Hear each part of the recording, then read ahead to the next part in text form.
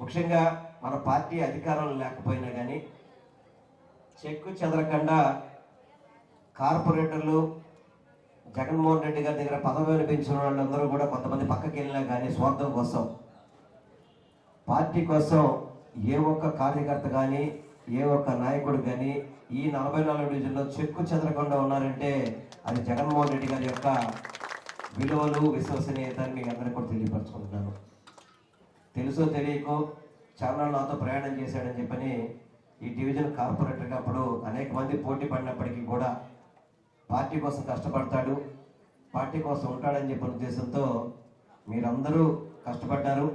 జగన్మోహన్ రెడ్డికి ఆశీస్సులు ఇచ్చారు.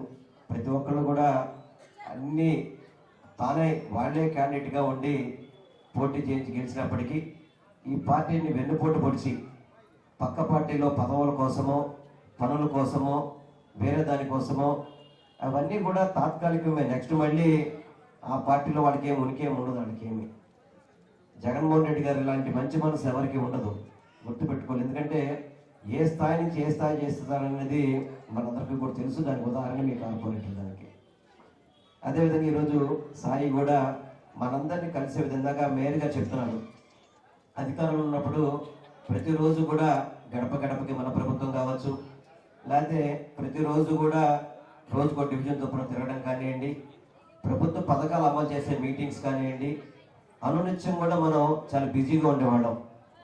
కానీ పార్టీ ఓడిపోయిన తర్వాత కొంత మనందరం కూడా కొంచెం రిలాక్స్ ఉన్నప్పటికీ కూడా ఇప్పుడు జగన్మోహన్ రెడ్డి గారు పార్టీని కూడా కింద డివిజన్ స్థాయి కాదు, బూత్ స్థాయి కాదు, వీధి సందులో స్థాయి నుంచి పార్టీని బలోపేతం చేయాలని చెప్పి ఇందాక కెనడీ గారు చెప్పారు.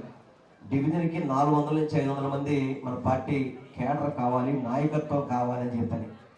అంటే మనకి ఎన్నికలు ఎప్పుడు వచ్చినప్పటికీ కూడా కొంతమంది జమిలీ అంటున్నారు, కొంతమంది ఇంకా ముందు రావచ్చు అంటున్నారు, కొంతమంది 29 రావచ్చు అంటున్నారు, డీలిమిటేషన్ అంటున్నారు, అనేక రకాలు ఎప్పుడు చెప్పినప్పటికీ కూడా ఈరోజు ఎప్పుడు ఎలక్షన్ జరిగినా కూడా ఓటు వేయడానికి, జగన్మోహన్ రెడ్డి గారికి ఓటు వేయడానికి ప్రతి ఒక్క ప్రజానికం ఆంధ్ర రాష్ట్రంలో ఎదురు చూస్తున్నారని చెప్పి అందరికీ కూడా తెలియపరచుకుంటున్నాం. మనకు పక్కనే అమరావతి ఉంది.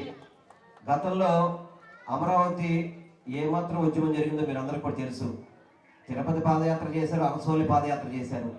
ఈరోజు వాళ్లే చంద్రబాబు నాయుడు మీద తిరుగు యాత్ర చేస్తున్నారు అందరూ కూడా కలిసి. అంటే కూటమి పరిపాలన ఎలా ఉందనేది మన అమరావతి నుంచి మనం అందరం కూడా గమనించాల్సిన అవసరం ఉంది. జగన్మోహన్ రెడ్డి గారు ఉండగా చేయూతిచ్చేవాడు, అదేవిధంగా ప్రతి ఒక్కళ్ళకి ఇంటి స్థలం కేటాయించాడు, వీలైనంత వరకు ఇంటికి నిధులు మంజూరు చేశాడు, పిల్లలకి ఫీజు రియంబర్స్మెంట్ ఇచ్చాడు, అమ్మ ఒడి ఇచ్చాడు, అర్హులైన ప్రతి వాళ్ళకి కూడా పెన్షన్ ఇచ్చాడు.